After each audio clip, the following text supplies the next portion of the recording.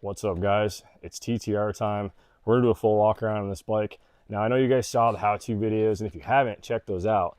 But I want to do an actual walk around on this bike and show you guys some cool new features with our billet swing arm, with our new kit, and some upgrades that we actually did on this TTR 110.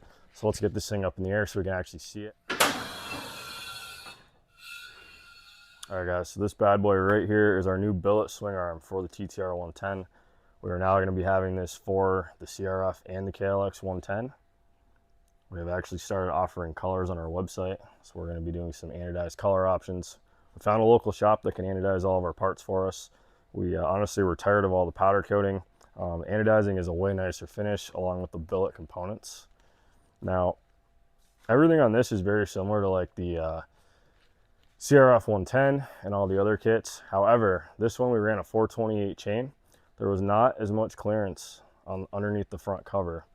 So I upgraded it to a 428 chain just to get the strength increase with the fatter tire. Now this bike has the same size tire front and rear. We've got the 21-inch tires front and rear from Sun F. This is a new tread pattern we're trying out. They've actually been working better than the whole shots. Trust me, you guys are going to like these. Overall, you just can't beat these tires. They're affordable and they work great.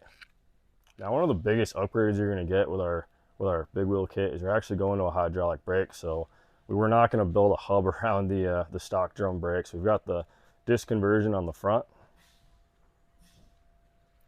and we've actually got it on the rear too.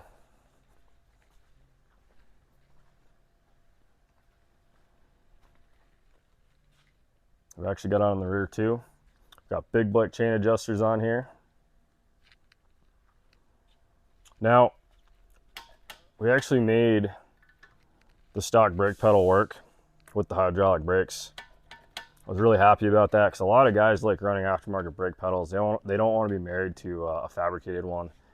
So we have the hydraulic brakes working with the stock pedal. It's a lot cleaner setup than the other bikes. I'm going to look into upgrading our CRF 110 and KLX kits into something similar to this, just so you guys can still get an aftermarket brake pedal.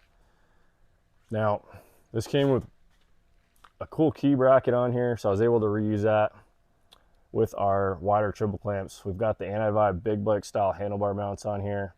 We're able to make that key switch work on there, which was cool because Yamaha has some cool features on this bike that's a little bit cleaner than the other brands. Now it all goes down to our billet front hub, as you guys have seen on our other builds. Again, very similar to the CRF setup. And then lastly, I'm going to put this thing back down.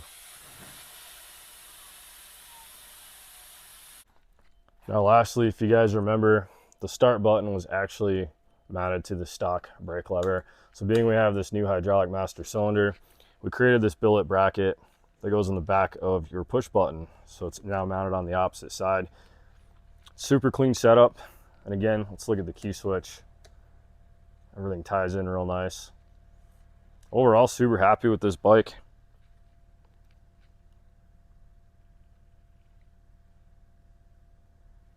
Instead of cutting these shrouds, now on the CRF and the KLX, you're going to notice when you go full lock, your triple clamp and your fork is going to come really close to your shroud. So we actually spaced it out up here, and we added an extension bracket on the bottom.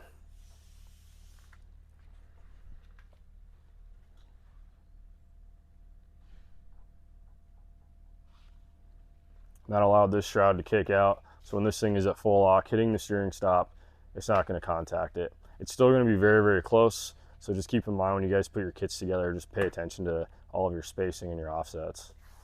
All right, guys, that's pretty much it. This was a fun project. If you guys want more info on this TTR 110 kit, head over to bbcbigwheels.com. We've got kits for the Yamaha, the Honda CRF 110, and of course the KLX 110.